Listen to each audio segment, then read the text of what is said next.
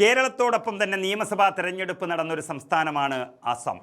അസമിൽ ഇപ്പോഴിതാ കോൺഗ്രസ് നേതൃത്വം നൽകുന്ന സഖ്യ സർക്കാർ രൂപീകരിക്കുമെന്ന് അഭിപ്രായ സർവേകളെല്ലാം പുറത്തു വരികയാണ്. അവിടെയും എക്സിറ്റ് പോളിന് ഇപ്പോൾ 29 വരെ നിരോധനമാണ് എല്ലായിടത്തും. അതുകൊണ്ട് തന്നെ പുറത്തു വരുന്ന അഭിപ്രായ സർവേകളെല്ലാം തന്നെ കോൺഗ്രസിന് അനുകൂലമായി മാറുകയാണ്. APCC അധ്യക്ഷൻ MP-യുമായ ഗൗരവ് ഗൊഗോയിയുടെ നേതൃത്വത്തിൽ അസമിൽ സർക്കാർ രൂപീകരിക്കുമെന്നും ഈ രാജ്യം കണ്ട ഏറ്റവും വലിയ വർഗീയവാദി മുഖ്യമന്ത്രി ഹിമന്ത് ബിശ്വ ശർമ്മ സ്ഥാനമൊഴിയുമെന്നുമുള്ള അഭിപ്രായ സർവേകളാണ് പുറത്തു വന്നുകൊണ്ടിരിക്കുന്നത്. ജനങ്ങൾ നൽകിയ അഭൂതപൂർവമായ പിന്തുണയ്ക്ക് നന്ദി രേഖപ്പെടുത്തിക്കൊണ്ട് ഗൗരവ് ഗൊഗോയി രംഗത്ത് വന്നതും BJP ക്യാമ്പുകളിൽ കണ്ട വലിയ രീതിയിലുള്ള നിസ്സംഗതയും ആ പ്രവചനങ്ങളെ സത്യമെന്ന നിഗമനത്തിലേക്ക് എത്തിക്കുകയാണ്. വെറും 43 വയസ്സ് മാത്രം പ്രായമുള്ള ഗൗരവ് ഗൊഗോയി എന്ന രാഹുൽ ഗാന്ധിയുടെ വലം കൈയായ രാഷ്ട്രീയ നേതാവ്, നമുക്കറിയാം തെലങ്കാനയിൽ രേവന്ത് റെഡ്ഡി വന്നതിന് സമാനമായിട്ടാണ് ഇപ്പോൾ അസം സംസ്ഥാന രാഷ്ട്രീയത്തിലേക്ക് വന്നിരിക്കുന്നത്. MP സ്ഥാനത്ത് തുടരുമ്പോൾ തന്നെ സംസ്ഥാന കോൺഗ്രസ് അധ്യക്ഷനായി രാഹുൽ ഗാന്ധി ഗൗരവ് ഗൊഗോയിയെ അയക്കുകയും ഒപ്പം മുഖ്യമന്ത്രി സ്ഥാനാർത്ഥിയായി ഉയർത്തിക്കാട്ടുകയും ചെയ്തിരുന്നു. അത് ഫലം കണ്ടു എന്നുള്ള വാർത്തകളാണ് ഇപ്പോൾ പുറത്തു വരുന്നത്. നമുക്കറിയാം മുൻ മുഖ്യമന്ത്രി തരുൺ ഗൊഗോയിയുടെ മകൻ ആണ് ഗൗരവ് ഗൊഗോയി. അസമിൽ ഇപ്പോൾ പകരം വെക്കാനില്ലാത്തൊരു നേതാവായി അദ്ദേഹം മാറുകയാണ് എന്നും ഈ സർവേയിൽ സൂചിപ്പിക്കുന്നു. ഗൗരവ് യുഗം വന്നിരിക്കുന്നു എന്നാണ് അസമിൽ മാധ്യമങ്ങൾ എഴുതിയിരിക്കുന്നത്. ഇത്തവണ ജനങ്ങളുടെ ആഗ്രഹത്തിന് അനുസരിച്ചുള്ള ഒരു സർക്കാർ രൂപീകരിക്കപ്പെടുമെന്ന്, സംസ്ഥാനത്ത് വേണ്ടത്ര തൊഴിലവസരങ്ങൾ ഇല്ലാത്തതിനാൽ യുവജനങ്ങൾ അതൃപ്തിയിലായിരുന്നുവെന്നും അദ്ദേഹം ആദ്യം തന്നെ വ്യക്തമാക്കുകയാണ്.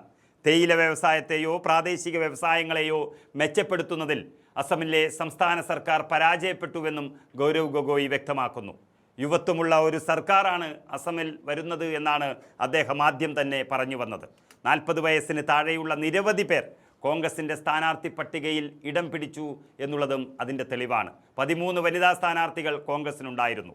ചില ആളുകൾ പാർട്ടി വിട്ടതോടെ പുതിയ കോൺഗ്രസിനെയാണ് ജനങ്ങളുടെ മുൻപിൽ അവതരിപ്പിച്ചത് എന്ന് ഗൗരവ് ഗൊഗോയി വ്യക്തമാക്കുന്നു. അതിന് വലിയ സ്വീകാര്യതയാണ് ലഭിച്ചിരിക്കുന്നത്.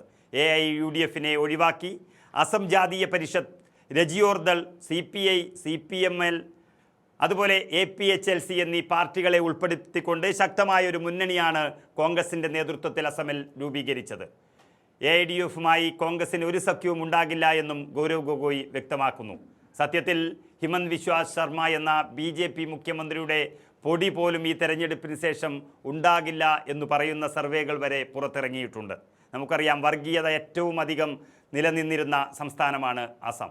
നിയമസഭയിലെ MLA-മാർക്ക് പോലും നിസ്കാരത്തിനുള്ള സൗകര്യം നിഷേധിച്ച ഒരു സർക്കാർ, എപ്പോഴും മാംസക്കച്ചവടത്തിൻ്റെ പേരിൽ കൊലയും അതുപോലെ സംഘടനകളും നടക്കുന്ന ഒരു സംസ്ഥാനം. ആ സംസ്ഥാനത്ത് സമാധാനം കൊണ്ടുവരിക എന്നതു മാത്രമാണ് തൻ്റെ ലക്ഷ്യമെന്നാണ് ഗൗരവ് ഗൊഗോയി പറഞ്ഞിരിക്കുന്നത്.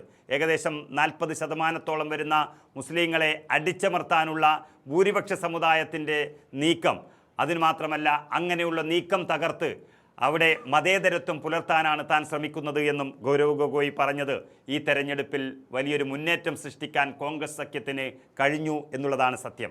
ആകെയുള്ള 126 സീറ്റുകളിൽ അങ്ങനെ 80 സീറ്റുകളിൽ മുകളിൽ എല്ലാ സർവേകളും പ്രവചിക്കുമ്പോൾ ഒരു BJP സംസ്ഥാനം കൂടി കോൺഗ്രസ് പിടിച്ചെടുക്കുന്നതിൻ്റെ സൂചനകളാണ് പുറത്തു വരുന്നത്.